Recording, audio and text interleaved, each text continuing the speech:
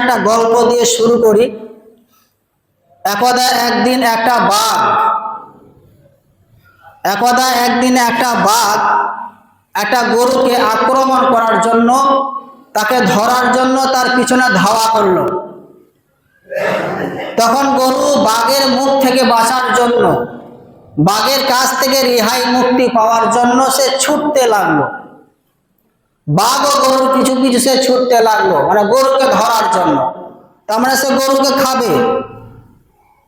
ছুটতে ছুটতে গরু আর কোনো রাস্তা পথ না পেয়ে সে সামনে একটা গর্ত দেখতে পেল। সেই গর্তের মধ্যে সে লাফিয়ে পড়লো, ঝাঁপিয়ে পড়লো, আর তার সাথে সাথে বাঘ ও গরুর পিছু পিছু সেও লাফিয়ে পড়লো। এরপর তারা, গরুও কাদায় লটপট করতে লাগলো, বাঘও কাদায় লটপট করতে লাগলো। লটপট করতে করতে এক পর্যায়ে বাঘ গরুকে বলল, হে বোকা গরু, তো পালানোর আর রাস্তা পেলি না, যাওয়ার আর কোনো পথ পেলি না, তোকে এই গর্তে লাফ দিতে হলো, এই কাদায় লাফ দিতে হলো। তুই যদি এই কাদায় লাফ না দিতিস তাহলে তোর এই দুরবস্থা হতো না, তোর এই খারাপ অবস্থা হতো না, আর আমারও এই খারাপ অবস্থা হতো না। অতএব আজকে তোকেও মরতে হবে, আমাকেও মরতে হবে, কিচ্ছু করার নেই। এই কথা শোনার সঙ্গে সঙ্গে গরু তখন হেসে হেসে বলে উঠল, হে বাঘ, তোর কি কোনো মালিক আছে? তোর কি কোনো মালিক আছে যে তোকে এই বিপদ থেকে উদ্ধার করবে, বাঁচাবে? তখন বাঘ এই কথা শোনার পর সেও হেসে হেসে বলে উঠল যে, হে বোকা গরু, আমি তো নিজেই মালিক, আমি তো এই জঙ্গলের রাজা বাদশা, আমি এই জঙ্গলের মালিক। আমার কথাই হলো শেষ কথা। আমি যে কথাটা বলি, আমার কথার উপরে কথা বলার কারো ক্ষমতা, সাহস নেই এই জঙ্গলের মধ্যে। তো আমার আবার কে মালিক হতে যাবে? আমি নিজেই তো মালিক। এই কথা শুনে গরু তখন বলল, বেশ ঠিক আছে, তাহলে তোকে কাদায় লটপট করে করে মরতে হবে, তোকে উদ্ধার করার মতো কেউ নেই, আর আমার মালিক আছে। আমার মালিক যখন দেখবে যে আমি বাড়িতে ফিরিনি, গোয়ালে ফিরিনি, তখন আমার মালিক কি করবে?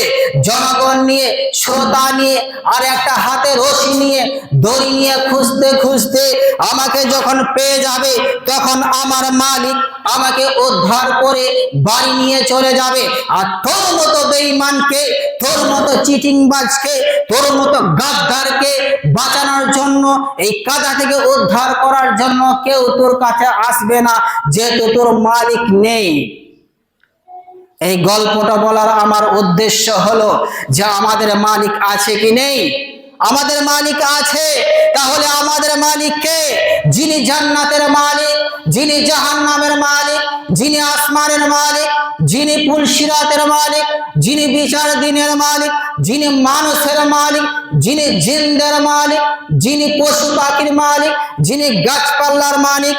এক কথায় এই আসমানের নিচে, জমিনের উপরে যত যা কিছু রয়েছে, এই সবেরই মালিক যিনি, তিনি হলেন আমাদের মালিক, অর্থাৎ আল্লাহ।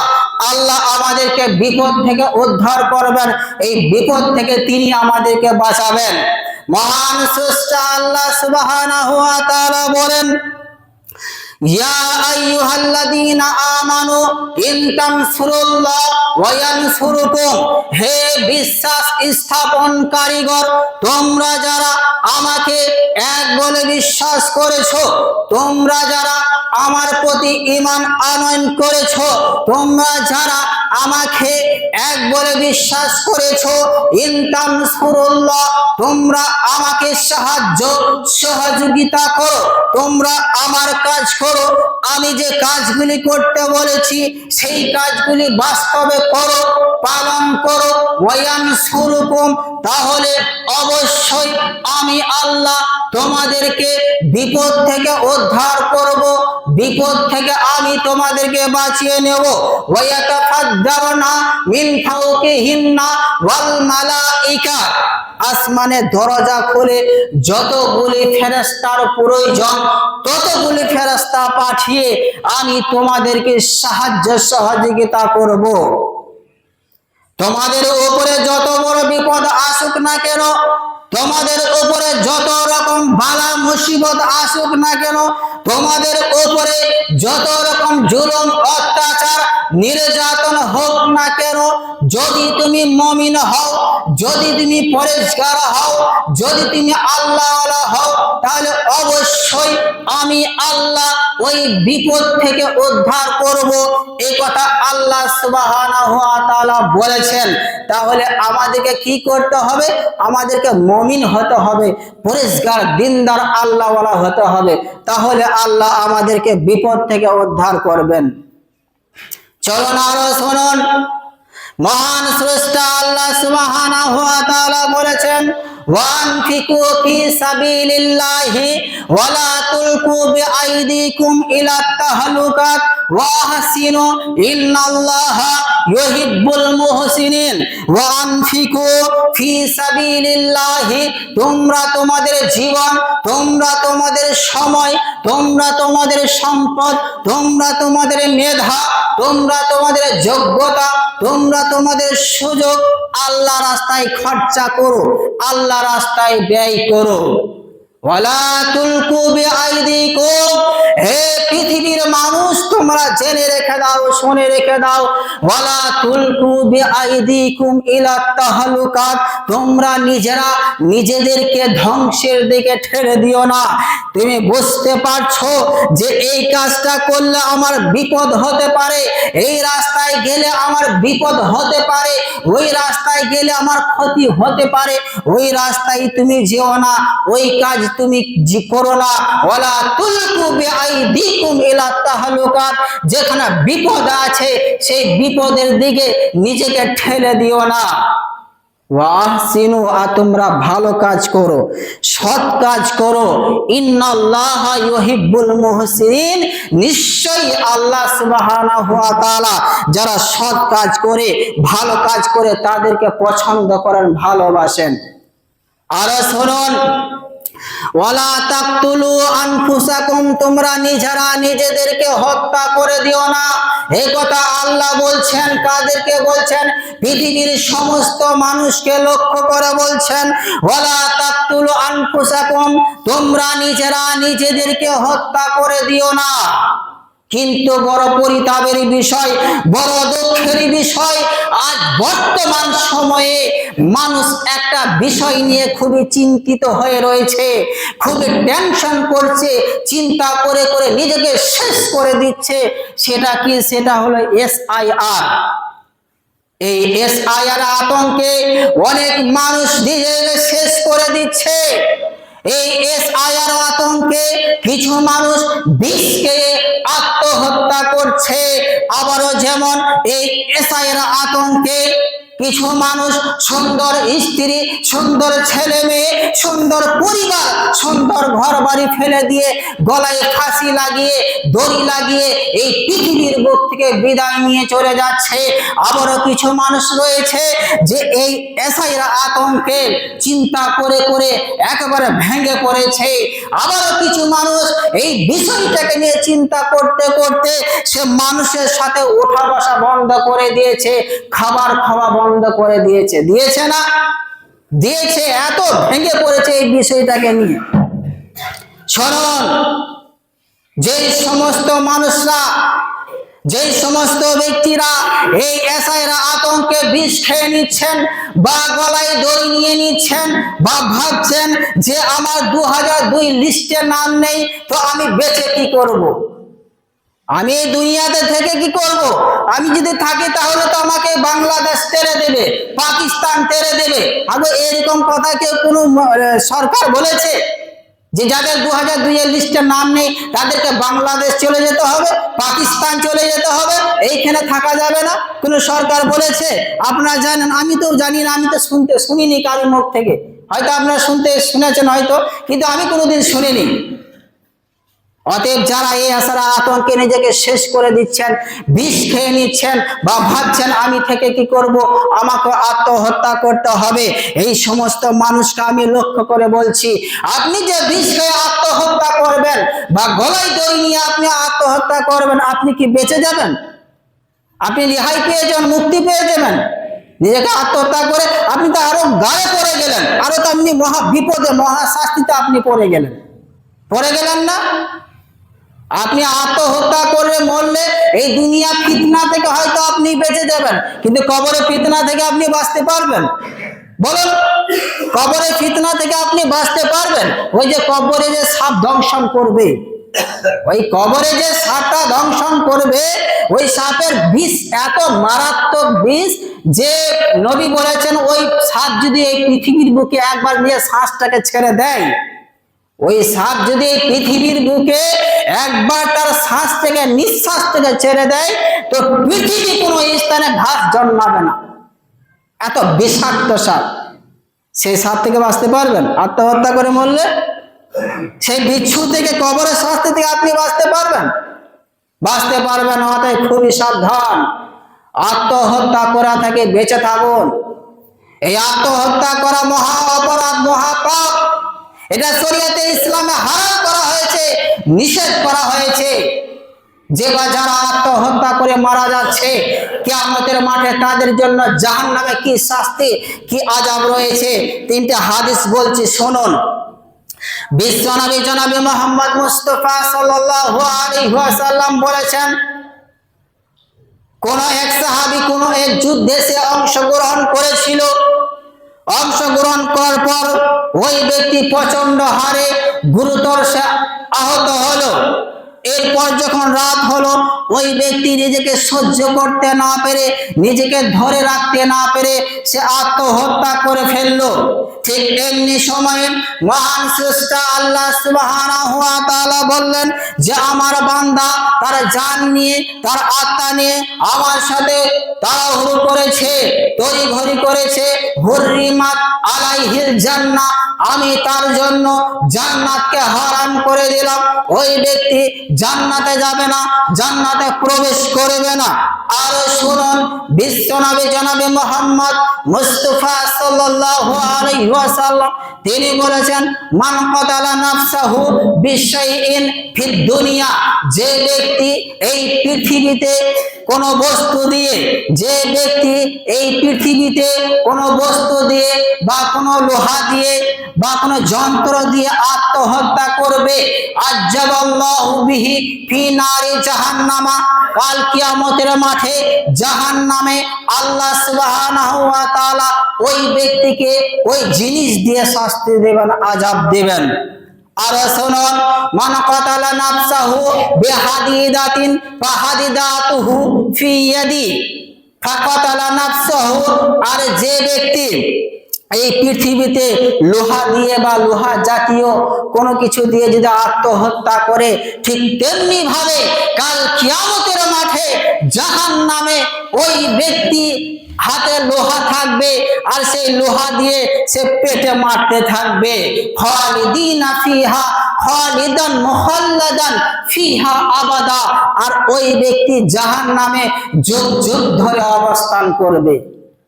এর পরের বাক্যে নবী বলছেন, ওয়ামান সারিবা সুম্মান ফাকাতালা নাফসাহু, আর যে ব্যক্তি বিষ পান করে আত্মহত্যা করবে, যে ব্যক্তি বিষ পান করে আত্মহত্যা করবে, ফাহুয়া ইয়াতাহাসসাহু ফি নারি জাহান্নামা, ওই ব্যক্তি জাহান্নামে বিষ পান করতে থাকবে। খালিদান মুখাল্লাদান ফিহা আবাদা, আর ওই ব্যক্তি জাহান্নামে যুগ যুগ ধরে অবস্থান করবে। এর পরের বাক্যে নবী বলছেন, ওমান তারাদ্দা মিন জাবালিন ফাকাতালা নাফসাহু, আর যে ব্যক্তি উপর থেকে লাফ দিয়ে আত্মহত্যা করবে, ওই ব্যক্তি জাহান্নামের আগুনে লাফাতে থাকবে। খালিদান মুখাল্লাদান ফিহা আবাদা, আর ওই ব্যক্তি জাহান্নামে যুগ যুগ ধরে অবস্থান করবে। বুঝতে পারছেন কত ভয়ানক শাস্তি আত্মহত্যা করে মারা গেলে। অতএব খুবই সাবধান, এই আত্মহত্যা করা থেকে নিজেকে সতর্কতা রাখুন, নিজেকে বাঁচিয়ে রাখুন। এই আশাই নিয়ে এত মাতামাতি করা দরকার নেই, এত চিন্তা ভাবনা করা দরকার নেই, এত ভেঙে পড়া দরকার নেই। 2002 লিস্টে আপনার নাম নেই তো কি হয়েছে? তাই বলে আপনি আত্মহত্যা করে দিবেন? তাই বলে আপনি নিজেকে চিন্তা করে করে শেষ করে দিবেন? সমস্যা যখন হয়েছে তার একটা সমাধান তো আছে, আছে না? যেখানে সমস্যা আছে সেখানে অবশ্যই সমাধান আছে, অবশ্যই সমাধান আছে। অতএব এই ধরনের রাস্তা আপনি বেছে নেবেন না। আর গ্রামে যে সমস্ত দায়িত্বশীলরা আছেন, যারা পদে আছেন, দায়িত্বে আছেন, আমি তাদেরকে বলবো যে আপনারা মানুষদেরকে বোঝান, বলুন যারা এই আতঙ্কে নিজেকে শেষ করে দিচ্ছে, সুন্দর পরিবার, সুন্দর স্ত্রী, ছেলে মেয়ে, এদেরকে ফেলে দিয়ে আত্মহত্যা করছে, চিন্তায় মানে নিজেকে শেষ করে দিচ্ছে, খাওয়া দাওয়া বন্ধ করে দিচ্ছে, মানুষের সাথে ওঠা বসা বন্ধ করে দিচ্ছে, তাদেরকে আপনি বোঝান। আপনি দায়িত্ববান ব্যক্তি, আপনি একটা পদে আছেন, তাদের পাশে আপনি দাঁড়ান, তাদেরকে সহযোগিতা করুন, সাহায্য করুন, বলুন তাদেরকে যে তোমার কি সমস্যা হয়েছে, কেন তুমি এই বিষয়টি নিয়ে এত চিন্তা ভাবনা করছো।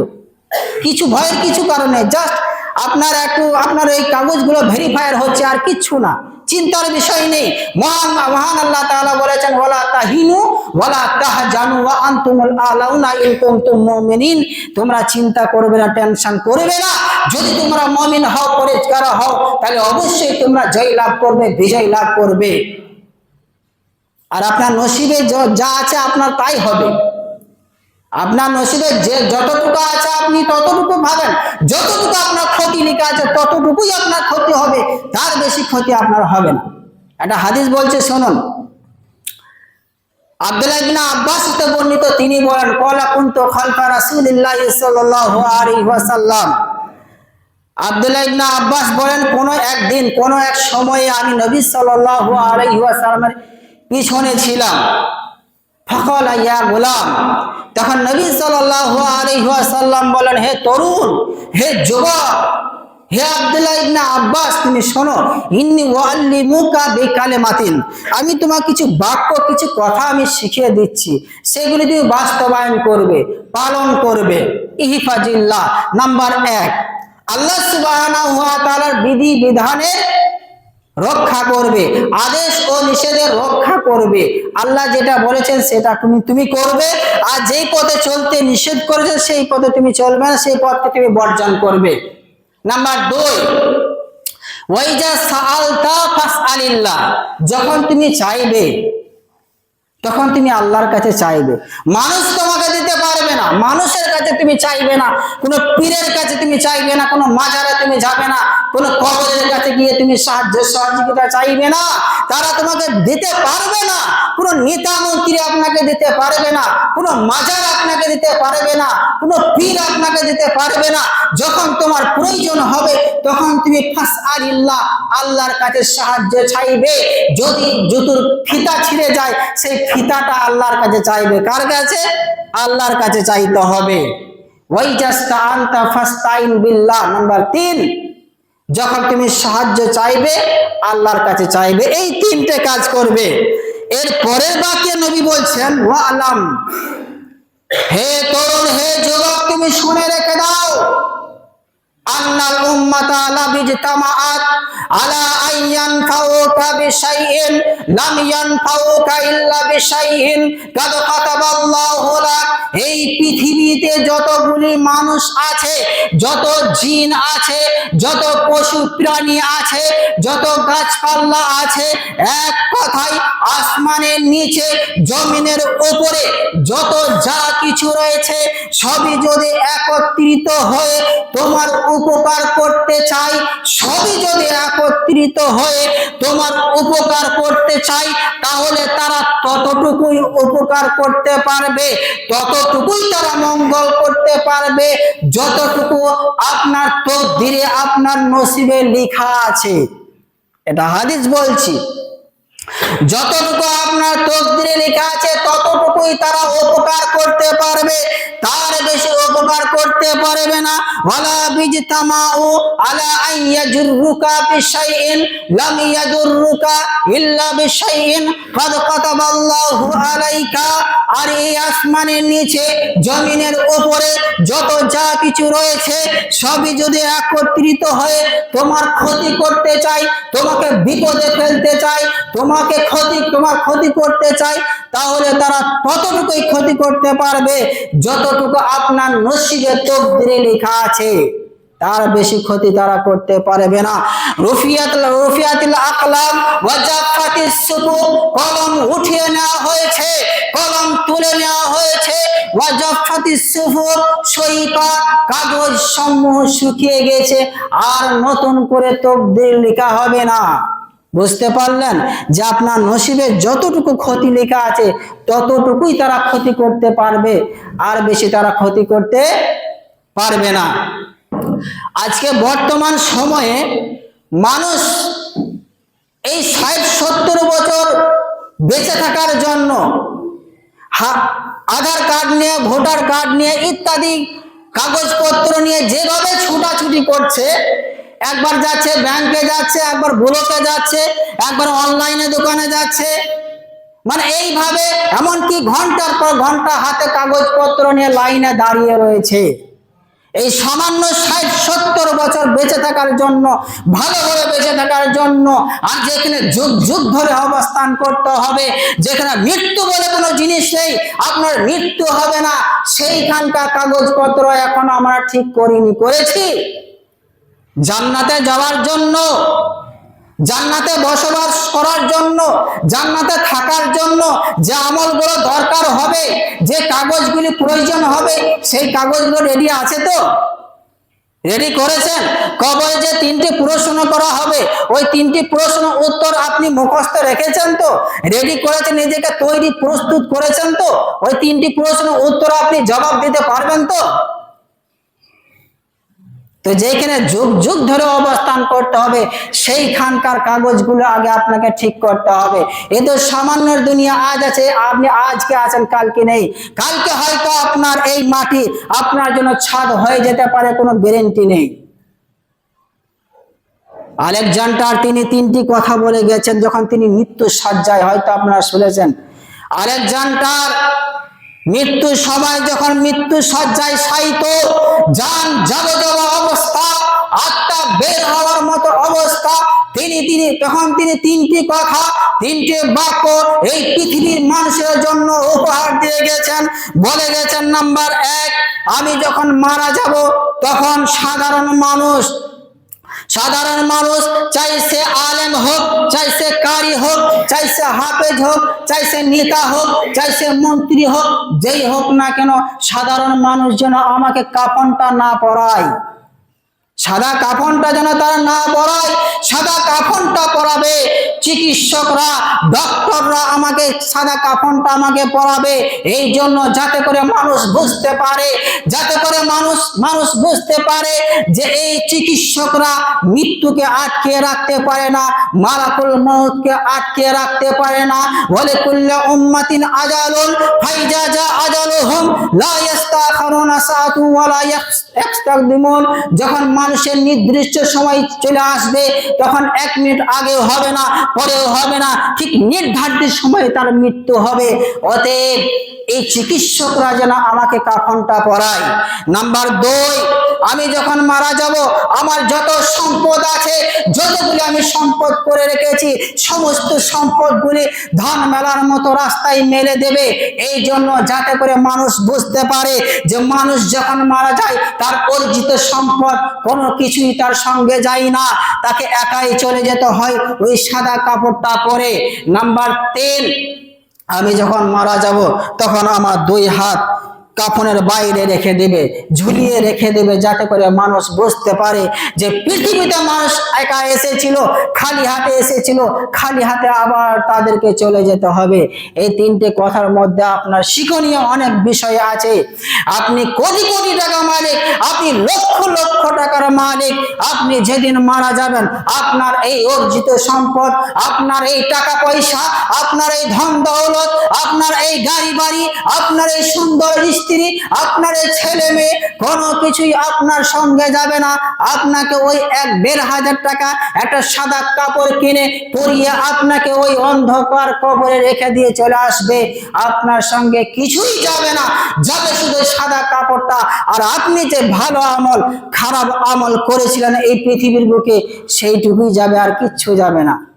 অতএব জান্নাতে যাওয়ার জন্য, জাহান্নাম থেকে বাঁচার জন্য, কবরের শাস্তি থেকে বাঁচার জন্য যে কাগজগুলি প্রয়োজন, সেই কাগজগুলি আপনাকে রেডি করতে হবে, প্রস্তুত করতে হবে। মৃত্যু আপনার হবে এটা নিশ্চিত। আপনি চিরস্থায়ী থাকতে পারবেন না, আপনাকে অনন্তকাল থাকতে হবে আখিরাতে, জান্নাতে অথবা জাহান্নামে। অতএব কাল কিয়ামতের মাঠে কিভাবে আপনি ভালো থাকবেন, কিভাবে আপনি জান্নাতে যাবেন, কিভাবে আপনি জান্নাতে যেতে পারবেন, সেই আমলটা আপনাকে করতে হবে।